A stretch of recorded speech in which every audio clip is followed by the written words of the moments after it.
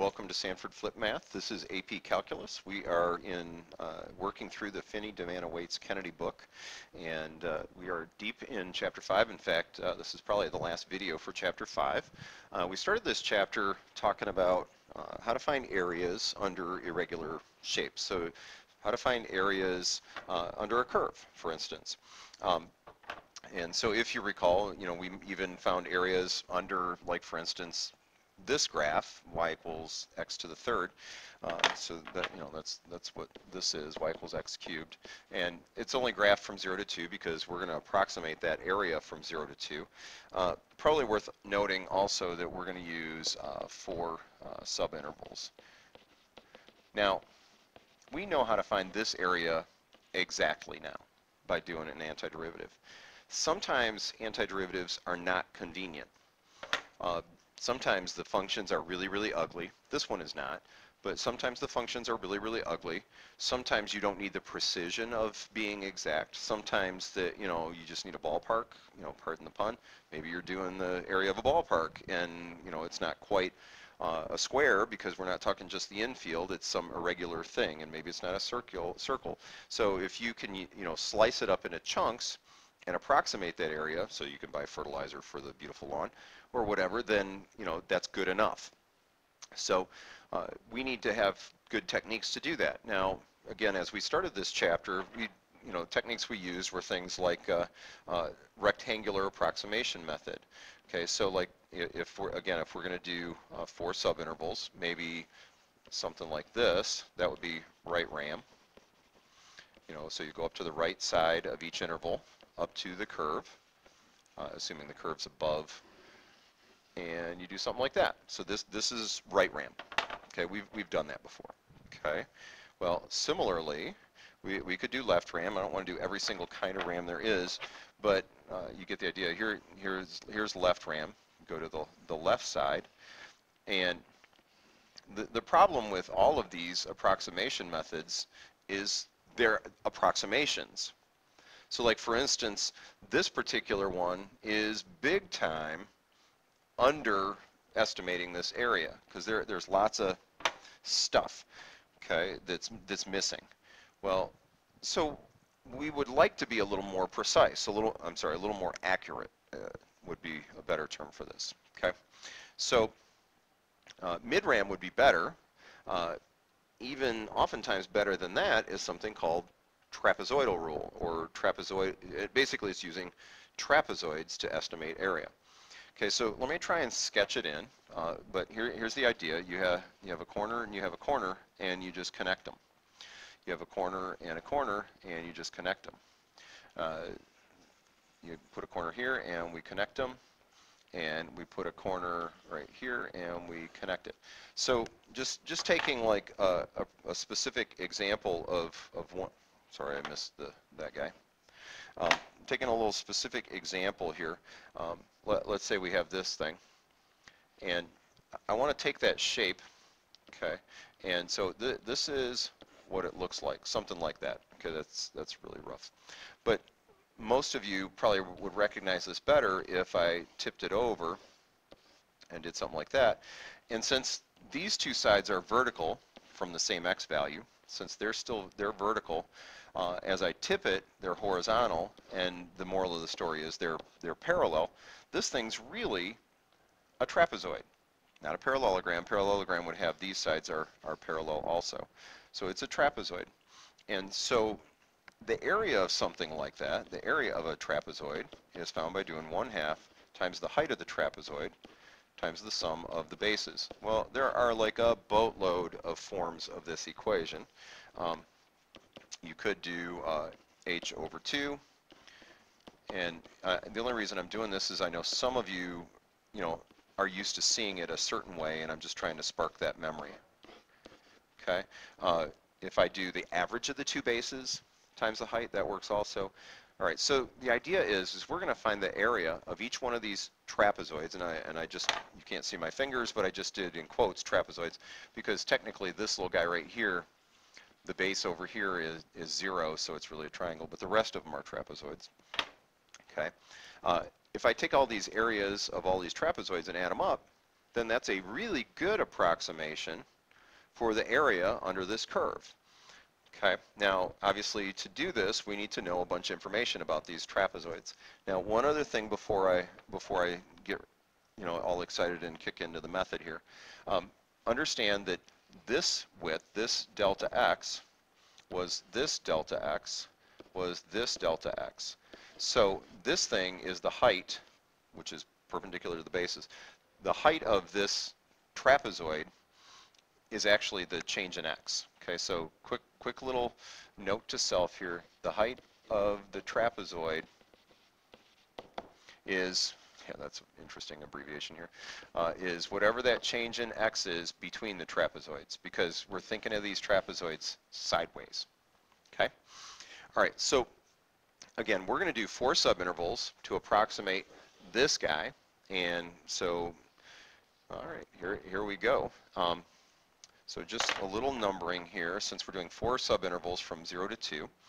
This would be 0.5, and this would be at 1.5, and we need to know all of these ordered pairs here. So I'm going to do just a quick little table of values here. 0, 0.5, 1, 2. Okay, I need all of those points. Now whether you make a list like this or not is up to you. I just want to do it so that I can refer back to it. Okay, so let's flip over to the calculator so we can fill in some values. Now, I've already kind of pre-set up things in the calculator. So this is x cubed, which is the equation we're working with. And I've set up the table so it'll count by 0.5s. Just a reminder that if you want to do that, remember that to change the settings for your table, you do table settings. So right where my little pointer is pointing right now. Okay, so second window will do that, not alpha window, second window. Okay, I'm going to start my table at 0. This is really not a big deal because you can scroll up and down once you're in there. And I'm going to number my table by 0.5, so that's that little delta table or how it changes. Okay, so go into table, and so I need I'm working with these x values, so I need those y values, and so I'll just grab those and bring them over to the other file. Okay, so 0 cubed, 0.125, 1 cubed, I don't remember what this one was, so let me peek, 375,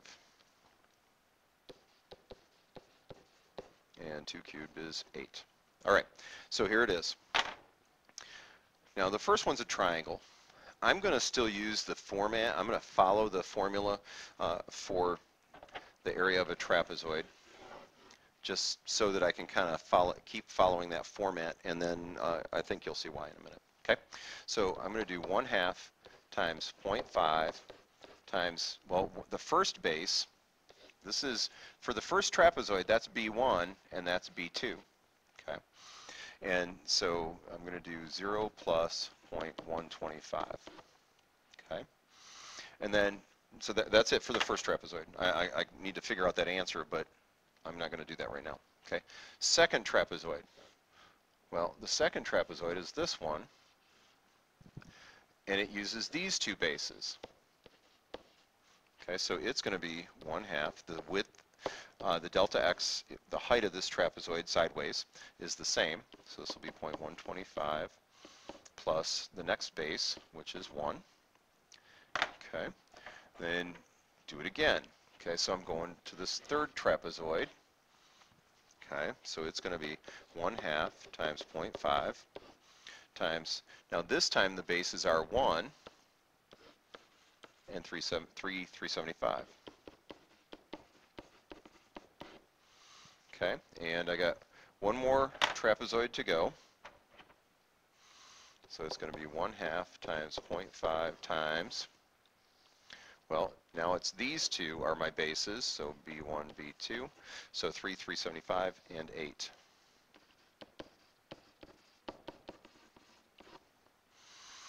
Okay, and so I got a bunch of little areas to compute, so I'm going to go ahead and do that. Okay, and I will save you the boring details. Okay, so those are all those little areas, and all I'm doing is just typing it all in. Okay, now this seems a little work intensive, but the fact is it gives us a better approximation than if we were doing this with RAM, because it follows things a little more closely. Okay, and if we total it all up, that's what we get, 4.25. Okay, I want to kind of notice something about this. What did we do? Well, we took all of these separate little trapezoid calculations and added them together. Well, I'd like to offer a thought. Now, I need to point out that what we're about to do with this is really dependent on the condition that these widths, these heights of each trapezoid are all the same. So this is the same, these were the same, and it's very commonly the same. Now, and I should tell you that there are times when it isn't. Like, you've seen us work from tables of values for RAM, and the spacing was not identical all the way across for that. So now there are ways to kind of make it work, you know, little ways to kind of make it fit the pattern sometimes, but this, you know, it doesn't always work that way. So since all of these things are added up like this, so what I'm going to do is suggest that maybe we should factor them out.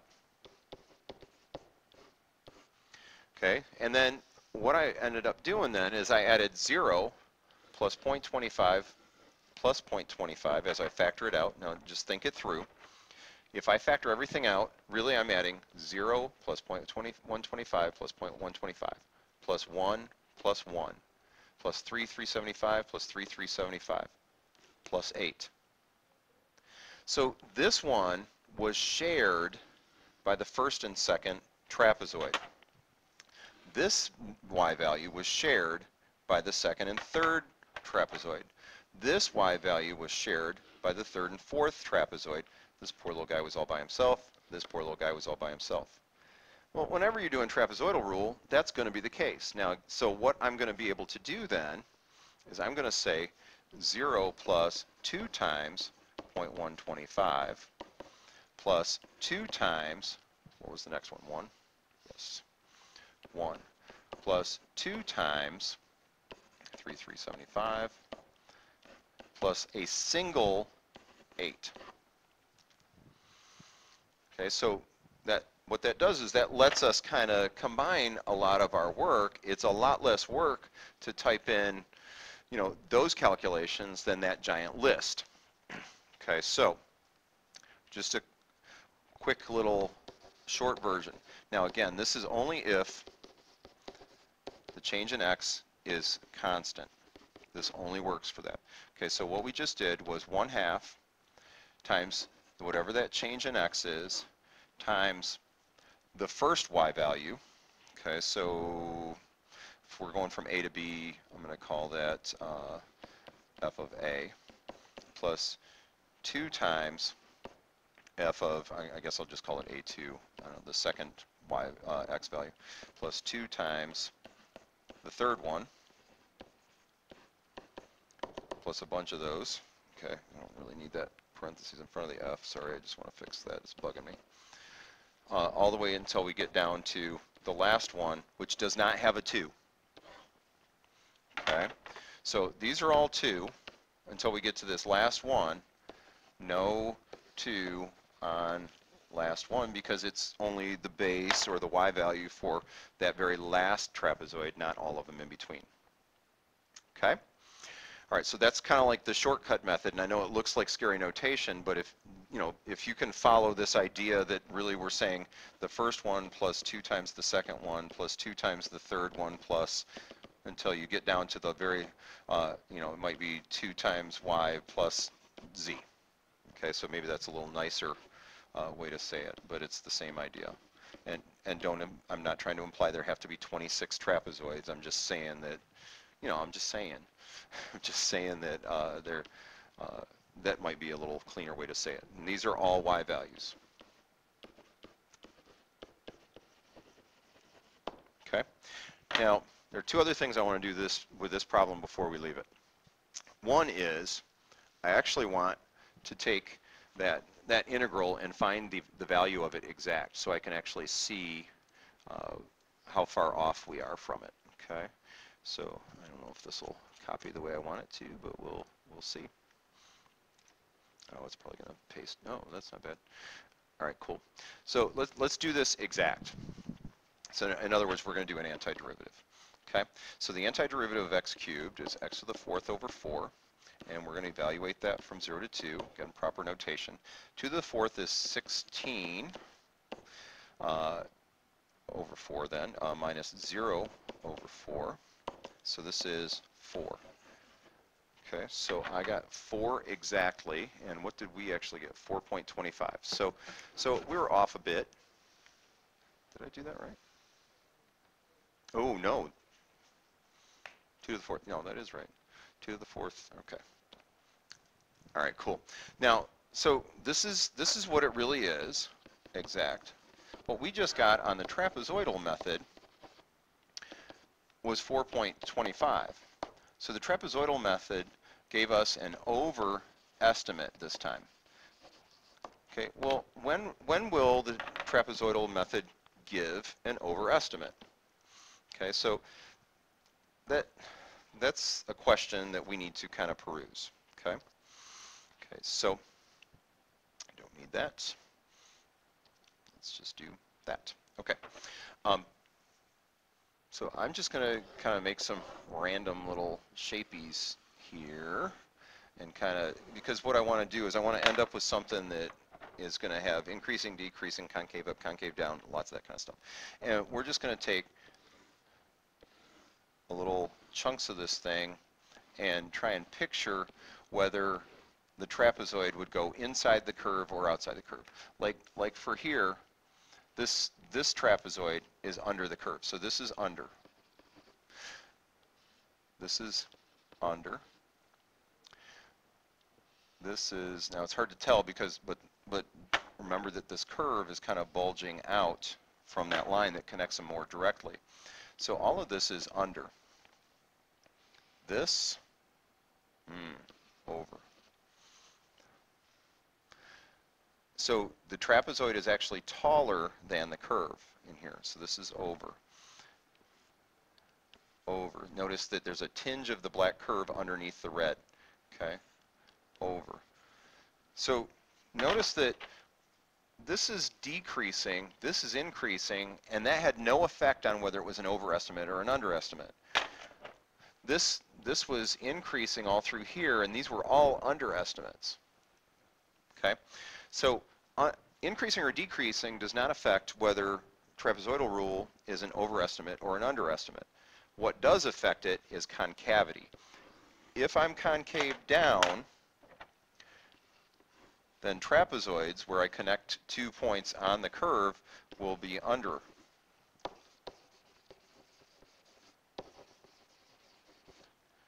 Okay, so if it's concave down, then the trapezoidal rule is an underestimate. If we're doing something concave up,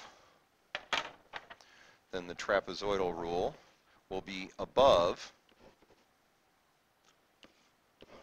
So concave up, trapezoidal rule is an overestimate. Okay, so concave up, overestimate.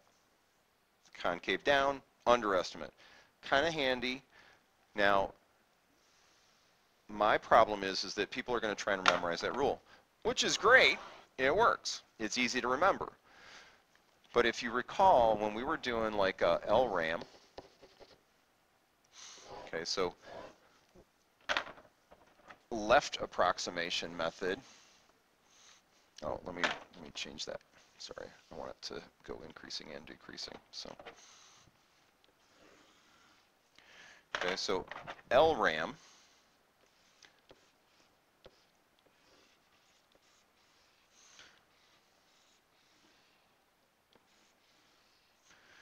worked very different from left RAM and right RAM worked very different from each other. Okay, so notice when for LRAM, when it's increasing, it's an underestimate. When it's decreasing, I'm going back, it's an overestimate. Well, how do you remember that? Honestly, I don't. I just draw it. I just do a quick little sketch or whatever, and you know me, I hate memorizing stuff. I'd rather understand the concept, and I know that sounds lofty and beautiful and wonderful and kumbaya, but the fact is that I have enough stuff to remember. Okay, let's do right RAM. Same idea. Okay, because you have to keep it. Oop, I'm doing left RAM again. Big silly. I got in left RAM, the left RAM plan. All right, there it is. There's right RAM. Okay, so the right corners have to be on the curve. Okay, so notice again where the error is. Okay, so here it's over, here it's under. Okay, so when it's increasing, it's an overestimate. When it's decreasing, it's an underestimate. Okay, so quick little note here. Trapezoidal rule, it's about concavity. RAM, it's about increasing or decreasing. Okay, all right, so quick little recap. The trapezoidal rule is about adding up trapezoids. The shortened version of the equation of the formula for trapezoidal rule is this one. Okay, that's not real pretty, it's ugly. So trapezoid approximation method, or you could say TRAP, either way, TAM or TRAP, most people know what either of those mean. If we're talking about calculus, we're using trapezoids to approximate area. Okay, that's the format. You use the first y value plus 2 times the second y value plus 2 times the third y value, etc., until you're out of y values. That last y value, just one of them.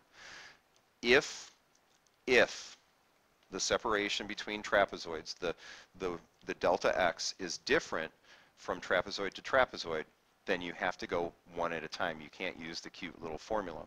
Okay. Now I got one more thing, and I know time is already going long, but I'm going to show you a formula, and I hate doing this, but I'm going to show you a version of this that I'm not going to talk about. I'm not going to explain why or whatever. We can maybe do that in class, but one more thing. Okay, so you can, one more way to do the trapezoidal method is actually if you combine left RAM plus right RAM, then you actually will have one of the left ends and one of the right ends, and you'll have double all the stuff in the middle. Now the only problem is that doesn't have the 1/2 in the trapezoid rule, so you have to actually divide by 2. Okay, so in other words, if you average left RAM and right RAM, the answer you get is the same as the trapezoidal rule. Okay, I like the TAM. Oh, I hate that. Sorry.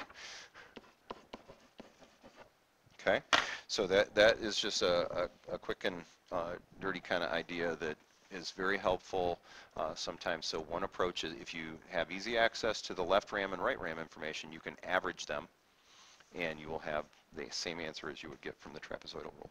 All right, I got to be done. Sorry about going long. I know we didn't do a lot of examples, but that gives you the background and a few ways to calculate. And the error analysis thing is a big deal, so don't just blow it off. That's important. Those are questions that come up on the AP exam all the time. Okay, all right, thanks for watching. SanfordFlipMath, out of here.